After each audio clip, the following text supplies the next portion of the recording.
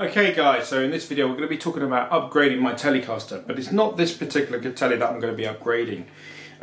This is a really great guitar. It's got a Glendale bridge, Glendale brass saddles, a Don Mayer pickup, can't remember what's in the neck, but that's a Don Mayer. And this guitar, so on the bridge, this is kind of like one of those sort of Keith Richards style, maybe no cluster pickups.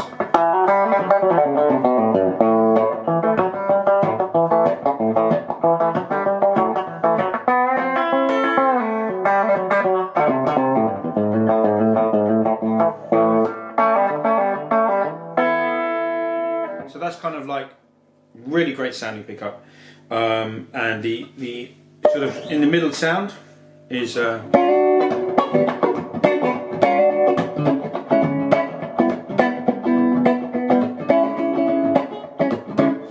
really cool, and you heard the neck, which is a really nice, and you can play.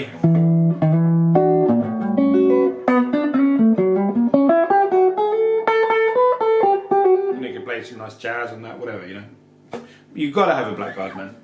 So this is really, I've dialed this in, I'm really happy with it. The Glendale has really made a big difference, because the thing about the Glendale is it's a bit thinner than other sort of repro hardware like Gotoh and even Callaham. Callaham is thicker, and so is I think Rutters is thicker and Gotoh is thicker. So the original, if you get an original plate, you get an original plate from Fender, like a reissue plate, is thinner. It's thinner than Callaham, Rutters and Gotoh, okay? So it's better to use the original Fenders, unless you want to go sort of, I think, to the next level, which is the Glendale, which is a beautifully made bridge. It's just like, on another level, just the work of it is just outstanding. So let's go to the guitar in question for this video. And let's just turn off the amp, because we don't need that anymore. So this is my Rosewood Tele, kind of my 60s Tele. This is more, it's like a 63, 64, 65 copy, clone, whatever you want to call it. Because this has a veneer rather than a slab board. So like one of my favourite Teles is Robin Ford's 1960 slab board Tele. I think that sounds gorgeous. And really that's what I kind of want this to sound like. Because Robin Ford's has an ash body and a slab board neck. This doesn't. This has an ash body with a veneer neck. Okay, veneer means that it kind of follows a contour. It's like a more rounded. If you look there, it's going to be rounded rather than flat onto the maple. The rosewood is kind of rounded. This is meant to strengthen the neck. And there's kind of like, you know, the debate of whether what sounds better, a slab board or a veneer. In my opinion, they can both sound equally as good. Michael Bloomfield's Telecaster, who was a great rosewood player, his one was a veneer. So this is actually more similar to Michael Bloomfield's Tele than Robin Ford's, which was like a beautiful blonde sort of worn finished. The reason I love this Telecaster is the colour. It's a beautiful, beautiful colour. It's got a very thin finish. You could literally, if I went like that, I'd scrape all the finish off, so I'm not going to do that. But you can see it's already, you know, you take it on a gig and you're going to make a few marks. But this was just not sounding good. Originally, these were made with Seymour Duncan Antiquity pickups, yeah? Because this was an expensive guitar, you know, for its time. Made by ESP Navigator, so it's a Navigator brand. It's a copy of a Fender, and it came with Gotoh hardware and Seymour Duncan Antiquity pickups, and it just wasn't given the goods. I wasn't getting the goods out of it. So what I'm going to be planning on doing, and I'll show you the results in a future video. You can go to the guitar show later this week, and you'll actually see a full video on this. But this is kind of just like a precursor to that. Is what I'm going to do. I'm going to put some Alan Dingwall 62 pickups in this, which Alan has kindly sent me, And also I've managed to get hold of a another Glendale bridge with I think these are steel saddles, pretty sure. Are they steel? I don't know yet. I think these are steel saddles. So steel saddles with a Glendale. This is a cold rolled steel bridge. So this bridge is more like a 50s a 50s telly, but the saddles are 60s. Okay, because I wanted to kind of keep this as a, you know, it's a 60, you know, 62-ish to 65 style guitar. So I wanted to keep it in that kind of sound.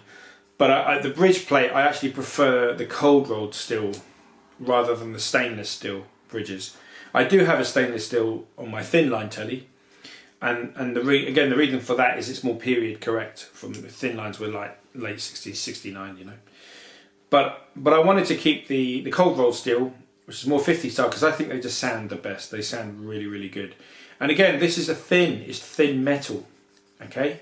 Now, whether this steel is the same type of steel that they used in the 1950s, who knows, because apparently that steel is softer. They used softer steel in those days, and that had a big impact on the tone. So when you get companies like Callaham and even Fender who make this one, the steel is different. It's a harder steel. It's going to sound different. It's going to ping rather than twang. Okay, but I've heard a lot of, you know, for me on this guitar here, this Glendale bridge plate gives me a lot of twang.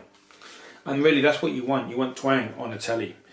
So this guitar was just really not sounding good. So the experiment's going to be, guys, to put this Glendale bridge and then to put in the Alan Dingwall pickups, the 62 pickups. And then I'm going to report back to you guys on how this guitar turns out. But just a couple of modifications. Maybe give you some ideas for your Rosewood telly, if you have one, to try those.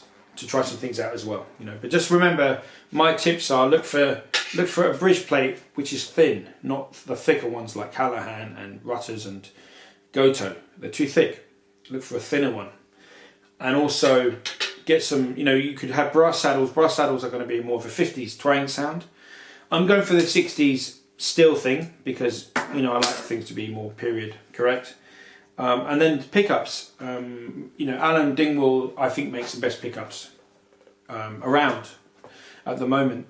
I love his pickups, but you know, you might prefer other pickups. You might even like Seymour Duncan's, you know. But personally, the Seymour Duncan Antiquities in this guitar sounded terrible. They just didn't sound good, and I didn't play the guitar for that very reason. Now, I have Seymour Duncans in other guitars that sound great, but in this particular guitar, it just didn't sound good at all. So I had a good friend of mine, Paul.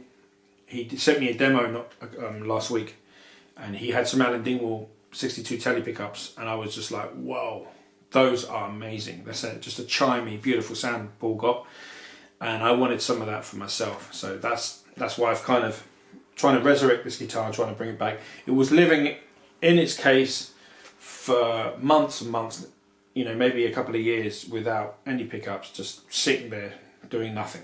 So hopefully we can resurrect this guitar and bring it back to its former glory. Or not its former glory, it's actually its full potential, I should say. Okay guys, thanks for watching. See you soon, take care.